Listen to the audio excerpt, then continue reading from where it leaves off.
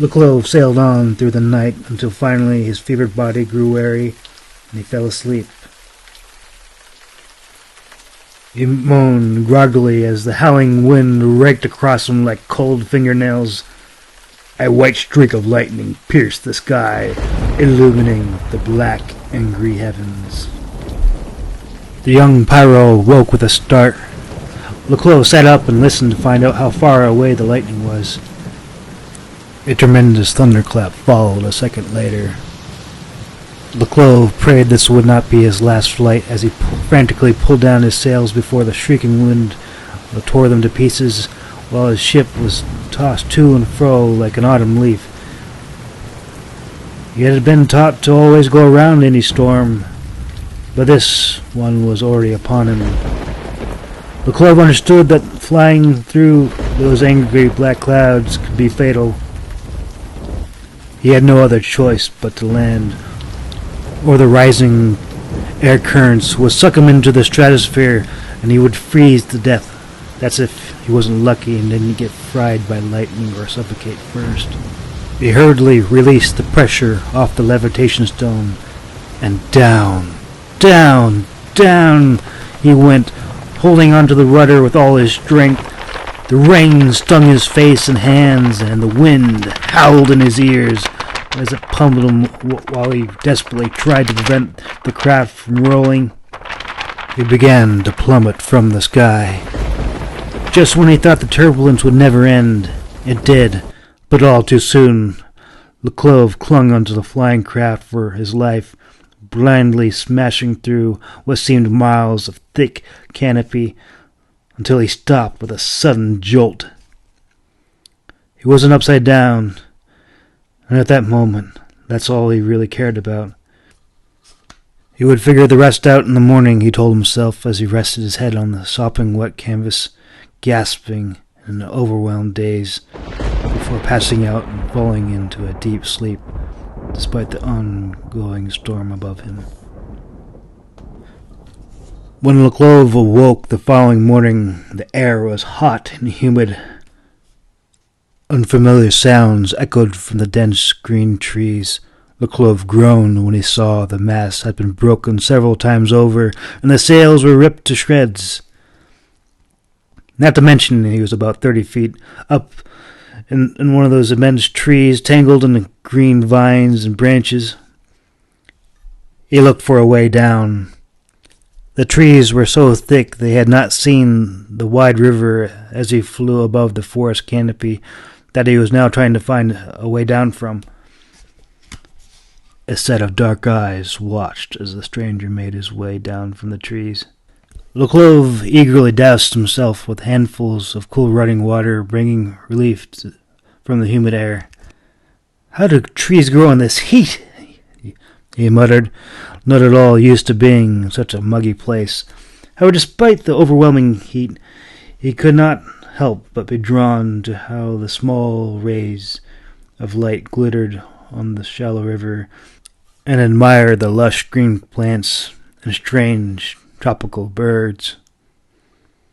There was so much to take in that he didn't see the contraption at his feet. The Clove blinked, looked down, and his eyes widened in terror as he saw the rope come springing up out of the water towards him. In panic, the Clove drew his cutlass from its sheath and desperately tried to hack at the rope, but before he knew what was happening, he was swinging by his feet upside down, suspended in midair. For a moment, he just hung there until he finally regained his breath. He closed his eyes, still gripping his sword, and cursed himself for being so careless. The sound of wild, cruel laughter came echoing throughout the rainforest, sending a flurry of birds squawking as they flew off. The Clove's eyes snapped open, and his face flashed red, both in embarrassment and anger. "Let me down!" he snarled as he spun about, trying to slash the rope around his legs without cutting off his own feet in the process. "How does it feel to be caught in your own trap, savage?" came a woman's scornful voice. The clove growled and twisted around until he was able to see the tall figure who taunted him. Her long, raven-black, wet hair was adorned with pearl and abalone, and upon her head rested a wreath, no, a crown of vibrant red coral branches. But what stood out the most was not her dark grayish-blue skin, not her crown, but it was her eyes, her dark, black, obsidian, ageless eyes. The clove quickly changed his tune. "But I didn't," he began. But then his voice trailed off, midway through his sentence, as he noticed the scaly lower half of her body, where her legs should have been.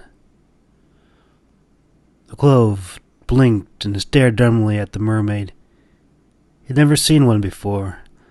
He wasn't entirely sure what to say to ease the tensions between them, for she was livid. She flashed her serrated teeth at him, hissing in disdain. "How does it feel to squirm on a hook, land dweller?" she demanded, her voice filled with venom. The clove's eyes narrowed into angry slits.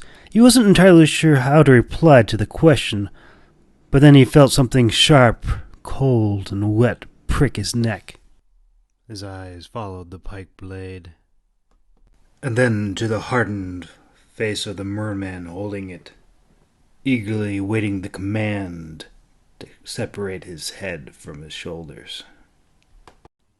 The clove realized that there were dozens of merfolk wading waist-deep in the river. They were all armed with pikes, spears, and tridents. The clove seethed as the tall merman pressed the pike harder to his throat. Hard enough to draw blood.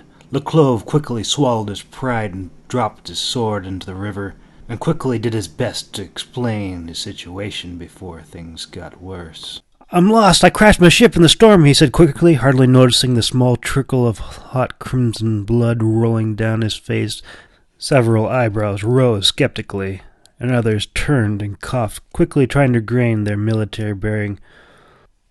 Immediately they were put back on guard as the water suddenly bubbled and hissed and danced about where the clove's blood had fallen, sending up a plume of steam, creating a great stirring of unrest amongst the merfolk.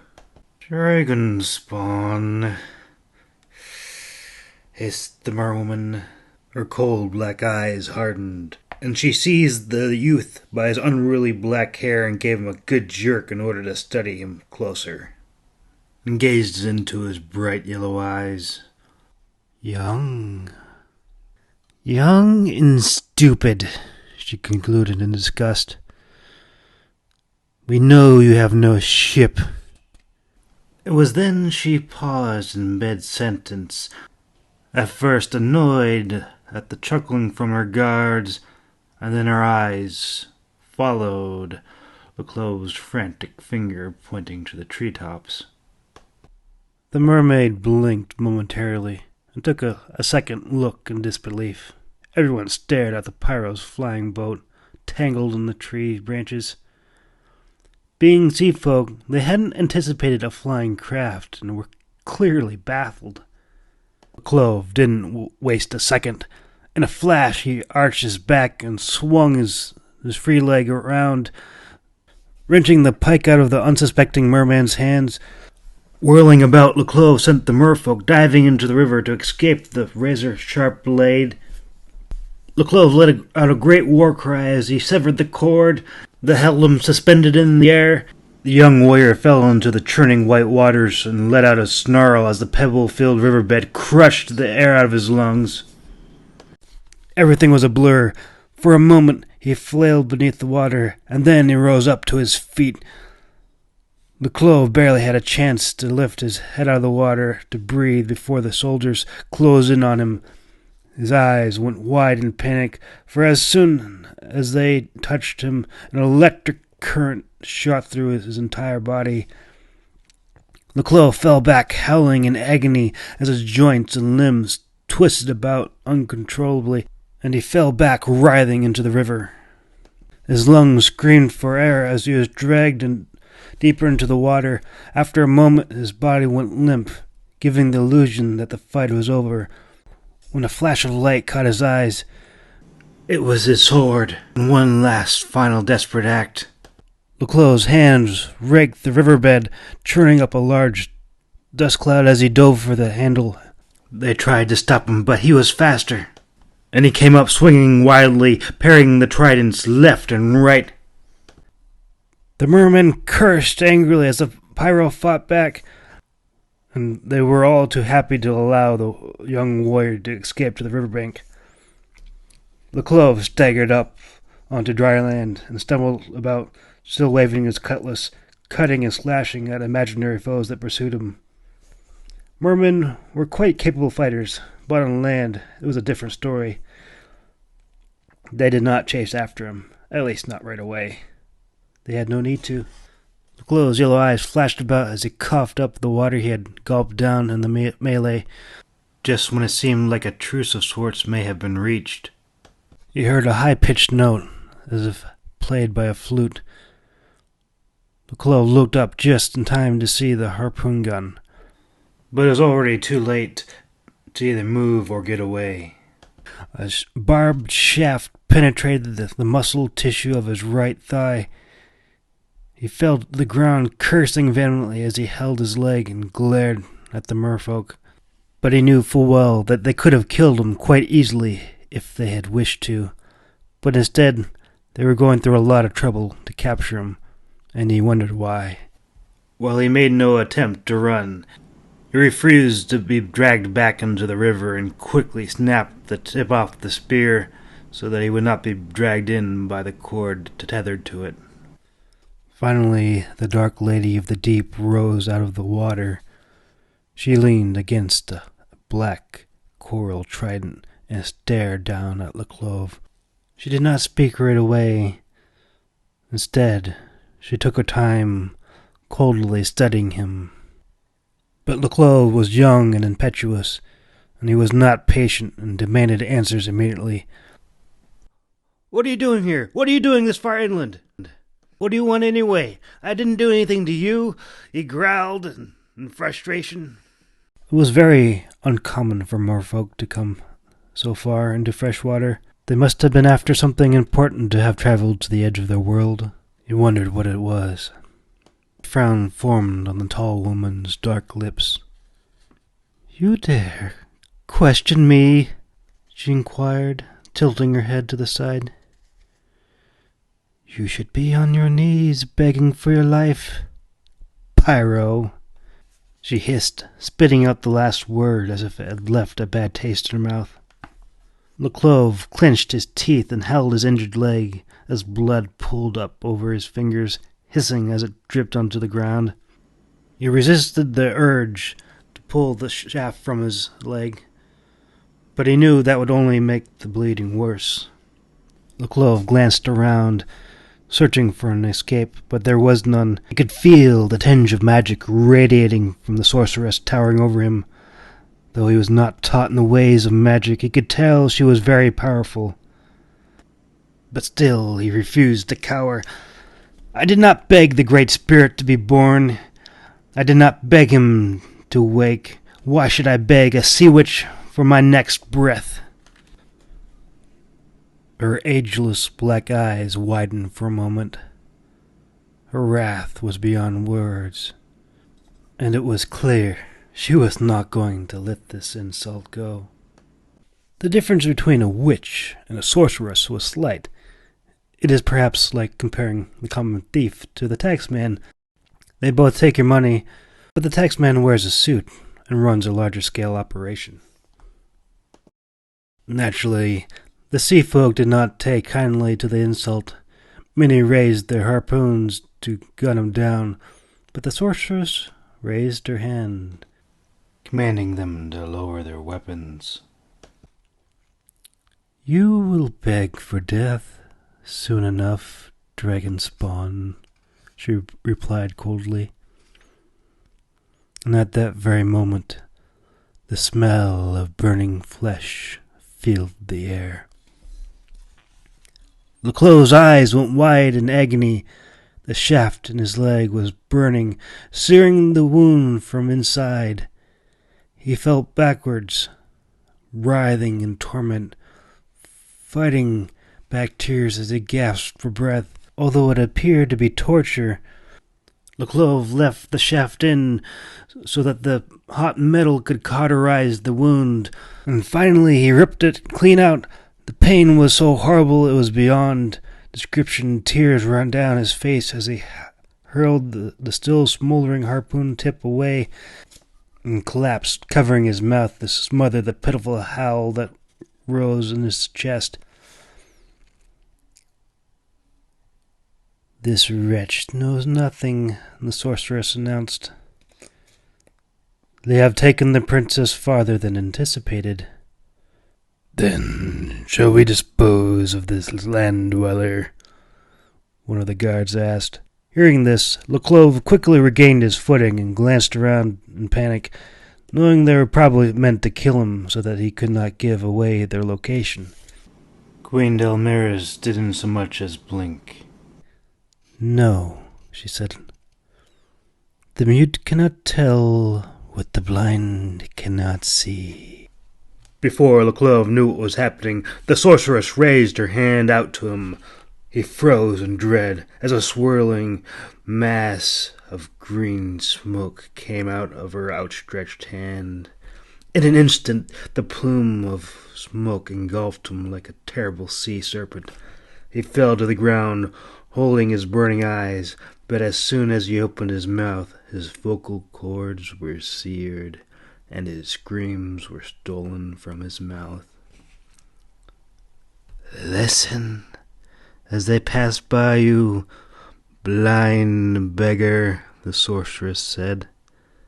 "Death is too good for you. Live in despair." Leclose clenched his teeth, his hands curled into fists as he struggled to overcome the pain. He forced his eyes open only to gaze out into emptiness. Within seconds, the merfolk slipped back into the river. They were gone as quickly and quietly as they had appeared. Gasping for breath, Leclose shakily grasped hold of a tree trunk to support himself. His injured leg was still too painful to handle his full weight. He grunted and rested his sweaty face on the coarse bark, holding onto the tree as if it was the only thing keeping him from disappearing into the black void that his entire world now consisted of. It might not have been so bad if he had been in a familiar environment, but he was far from home. Even the smells, even the air were strange to him. He realized that he couldn't just stay where he was. He had to move. Taking a deep breath, he winced slightly as he ventured out, placing weight on his injured leg and reaching blindly out into the void. He felt nothing, but stepped out anyway. It all seemed like a nightmare that he couldn't wake from. He stumbled and fell over and over again, all the while thinking that he would open his eyes and everything would be all right. But his eyes were wide open, and he could not escape the perpetual darkness that he found himself in. The smell of broken vegetation was everywhere. He could feel the leaves and the coarse tree bark and the moist dirt beneath his fingers as he crawled on all fours like a wounded animal, feeling his way through the forest. Leclose felt many things now that he was blind. Every twig that broke seemed like a thunderclap, and he noticed thousands of new smells. He felt like a blind rodent that was carefully feeling its way along in the dirt. He could taste the grit in his mouth, smell the disturbed vegetation, and feel the sap sticking to his fingers. Time wore on and on. There was no end in sight. There was no sight to see. He had the terrifying idea that he had been going around and around in circles. But it didn't matter. He didn't know where to go anyway. Night soon came. Even though he could not see the sun in the sky, he could feel its absence. He felt so tired, so worn. But as the hour of darkness drew near, all manner of creatures came out. He could hear the feral pigs rutting about in the undergrowth, the shrieks of bats, the snarls of wild beasts, and the cries of creatures he had never heard before. Leclove didn't remember falling asleep, but he remembered awakening. To awaken in absolute blindness was perhaps more surreal than sleep itself. At least, in his dreams, he saw color. Familiar faces, fond memories. But now, he woke to only darkness. He wondered at first if he was still sleeping, but the smell of rotting vegetation told him otherwise. Although the full warmth of the sun was not present, he knew that by the large droplets of dew that fell on his face that morning was coming. He regretted moving away from the river. His throat was dry, and he tried his best to collect the dew droplets from the leaves and ferns around him, but it was hardly enough to sustain him. He knew that if he didn't find another water source, he would die. He pressed onward, feeling his way blindly through the undergrowth. Leclove paused as his hands felt the compressed earth beneath him. Very slowly he ventured forth. He could feel the wind better here. There was no trees. He thought, was this a road? Indeed, it was a small beaten path cut into the thick rainforest. Leclove knew it had to lead somewhere, and so he carefully felt his way along the path. When suddenly he froze. Just at that moment he felt something cold and sleek brush past his elbow. It was a 7-foot-long python lying right in the middle of the road. The giant serpent probably was just as perplexed as the blinded barbarian who had stumbled over it. Leclove had no idea how much danger he was in as his fingers glided over the snake's slick, scaly back. The great serpent recoiled back on itself, and Leclove quickly reached for the knife he had tucked in his belt. The serpent struck. Purely by blind luck, Leclove raised his arm just in time to keep the serpent from sinking his fangs into his face. In an instant, he found himself thrashing about in the dirt, fighting for his life. Leclove's muted screams and cries for help were nothing but hoarse whistles and gurgling noises.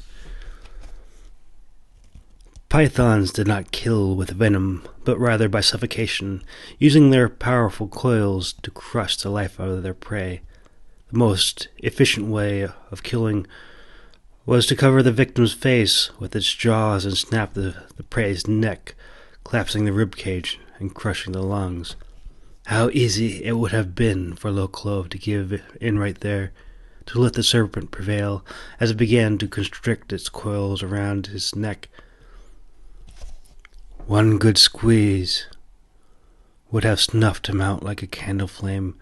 However, Leclove had teeth too, steel teeth forged by his own hand. He slipped his wrist free and pulled his blade from his belt, flaying open the snake's soft underbelly.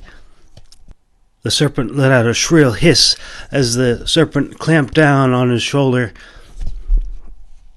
Leclove snarled back and thrust the blade into the python's long body, carving upward into its spinal cord, twisting for maximum damage, severing its nerves and arteries.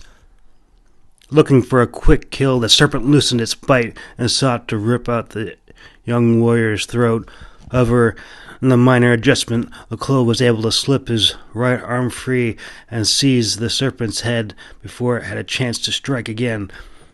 Now both warrior and serpent rolled around in the dirt path, wrestling in the pools of their own blood. Ignoring its gaping wounds, the serpent continued to squeeze, tighter and tighter, crushing the Clove's ribcage. He couldn't breathe, he couldn't think, he fought blindly, in utter darkness, defying peace eternal. The Clove was no match for the serpent's strength. His limbs shook and trembled under the strain. Slowly his right arm began to bend, until he could smell its rancid breath and feel its forked tongue on his face, as the creature vied to swallow him whole. No one was there to witness or record the struggle, no one but the ancients. If he was to die there, only they would know. But Le Clove refused to give in. He refused to die.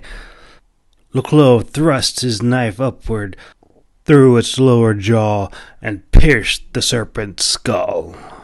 The head of the snake was dead, but his body was still very much alive.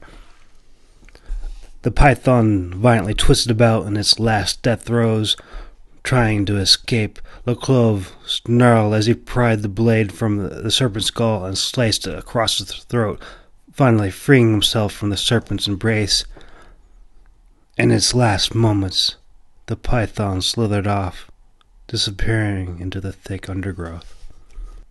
Le Clove collapsed to the ground, dropping his slime-covered blade onto the dirt. His once bright yellow eyes, now clouded gray orbs, stared into the dark void in despair. His chest rose and fell.